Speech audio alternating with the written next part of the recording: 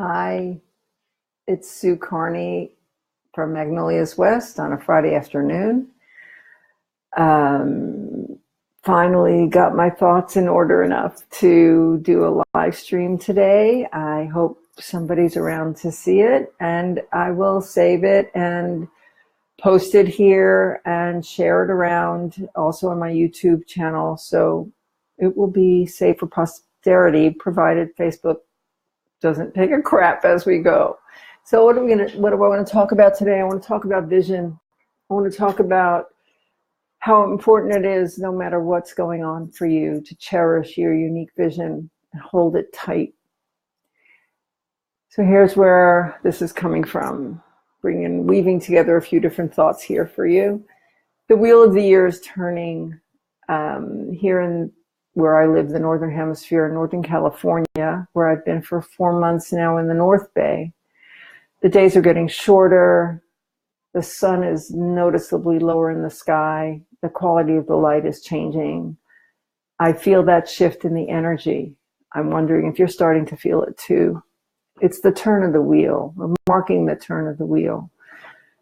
In my pagan tradition, the beginning of this week that just passed is the first harvest, also known as Lammas, a time to celebrate what you're reaping and acknowledge with gratitude the efforts you've put in this year, feeding and nurturing your unique vision, whether it's in your business or in your life or in your relationships. This moment on the wheel of the year is also the ramp up to the Jewish high holiday season, which begins this year anyway on the upcoming equinox. The calendar drives me crazy. It's a solar lunar calendar with the 13th month thrown in, I think, every 7 years to keep the festivals aligned with their seasons. Figuring it out is really difficult, but this year it is just on the autumn equinox. This week, the same day as Lammas, marked Tisha B'Av, which is in the Jewish tradition a day of remembrance and mourning and grief. I went to a meditation service and it was really impactful for me. The service leader quoted a Bible passage that was something like, and I'm paraphrasing him here, using the words that really went in deep with me: return, you prisoners of hope, and you will be repaid double. Prisoners of hope. That landed for me. It made me think of those moments when you feel that hope is distant and unattainable. It's a really poignant and challenging place to be.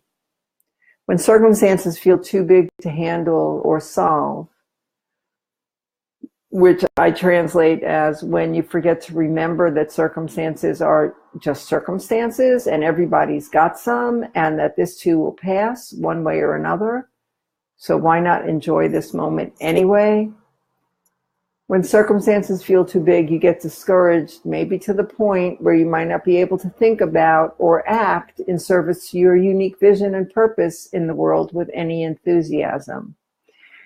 And when that happens, man, you're not gonna get very far, right? I know this from experience. So those words, return prisoners of hope, landed with it like an invitation to me. Actually, invitation isn't big enough.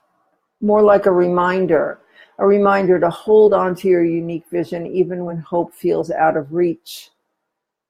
Like it's your job, like it's critically important, because it is, no matter what your circumstances. Let's stick with the circumstances idea for a minute. Part of being human is that you will have circumstances, good ones, worrisome ones, all kinds. The thing is, we all have circumstances. A wise person once said at a 12-step meeting, I promise you that if each one of us put your problems, each one of you in this room, put your problems, your circumstances in the middle of this table, and then you were told you could pick any plate of circumstances up with you when you left, you'd pick your own. Think about it. That went in really deep in those days. We all get a plate. We all get a plate.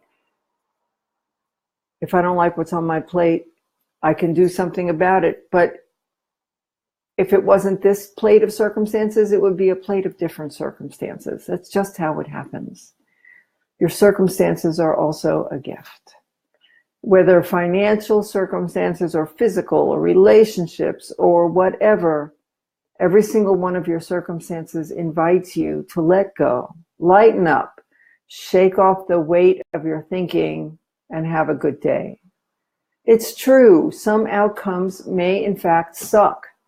As my friend Molly Gordon often says, and I'm paraphrasing again, is it really worth being miserable now because something might go badly tomorrow or next week? Is it really worth being miserable now because something might go south next week?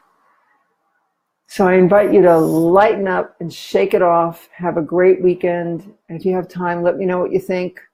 Let me know if you want to explore working with me. Let's talk. Have a great weekend. Blessed be.